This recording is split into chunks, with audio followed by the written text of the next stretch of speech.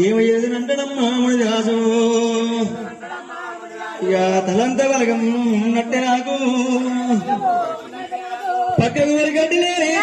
ఉన్నది